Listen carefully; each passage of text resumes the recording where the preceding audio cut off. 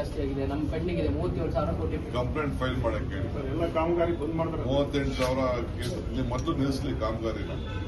ಯಾರು ಇದೆ ನಾನು ಗೌರ್ಮೆಂಟ್ ಅಲ್ಲಿ ನಾನು ಹೇಳಿಲ್ಲ, ಯಡಿಯೂರಪ್ಪ ಗೌರ್ಮೆಂಟ್ ಅಲ್ಲಿ ದುಡ್ಡಿಲ್ಲ ತಗೋಬೇಡ ಅಂತ ಅಂದ್ಬಿಟ್ಟು ಯಾಕೆ ತಗೊಂಡ್ರು ದುಡ್ಡು, ಕೆಲಸ ಯಾಕೆ ತಗೊಂಡ್ರು ವಿತೌಟ್ ಎನಿ ಫೈನಾನ್ಸ್ ಅಂತ ಬಿಜೆಪಿ ಗೌರ್ಮೆಂಟ್ ಅಲ್ಲಿ ಕಾಂಟ್ರಾಕ್ಟ್ ಕೆಲಸ ತಗೊಂಡ್ರು ಅವರು.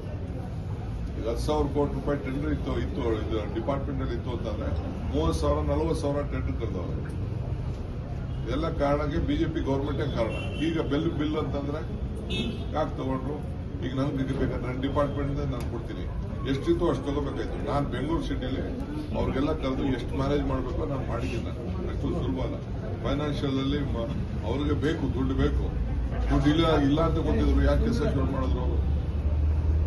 ನಿಮಗೂ ಕೂಡ ಬ್ಲಾಕ್ ಮೇಲ್ ಮಾಡ್ತಿದ್ದಾರೆ ಸರ್, ಬಂದ್ ಮಾಡ್ತೀವಿ ಎಲ್ಲ ಕೆಲಸ ನಿಲ್ಸೋರೆಲ್ಲ ನಿಲ್ಸ್ಕೊಳ್ಳಿ, ಏನ್ ಬೇಕಾದ್ರೂ ಮಾಡ್ಕೊಳ್ಳಿ. ನಮ್ಮ ಸರ್ಕಾರ ದುಡ್ಡು ಏನ್ ಕೊಡ್ತದೆ ಬಜೆಟ್ ಪ್ರಕಾರ ದುಡ್ಡು ಕೊಟ್ಕೊಂಡು ಹೋಗ್ತಾ ಇದ್ದಾರೆ. ಇದು ಕೊಡ್ತೀವಿ, ಎಷ್ಟು ಆಗ್ತದೋ ಕೊಡ್ತೀವಿ. ಲೋನ್ ಇದೆ ನೋಡೋಣ, ಬಜೆಟ್ ಎಲ್ಲ ಮುಗಿಲಿ, ಅದಾದ್ಮೇಲೆ ಏನಾದ್ರು ಮಾಡಕ್ಕೆ ನಮಗೂ ಮಾನವೀಯತೆ ಇದೆ. ಬಟ್ ಅವ್ರು ಬ್ಲಾಕ್ ಮೇಲ್ ಮಾಡ್ತೀನಿ ಅನ್ನೋರೆಲ್ಲ ಮಾಡ್ಕೊಳ್ಳಿ. ನಾಳೆ ಬೆಳಗ್ಗೆ ಇವತ್ತೇ ಹೋಗೋದಿತ್ತು, ಯಾವುದೋ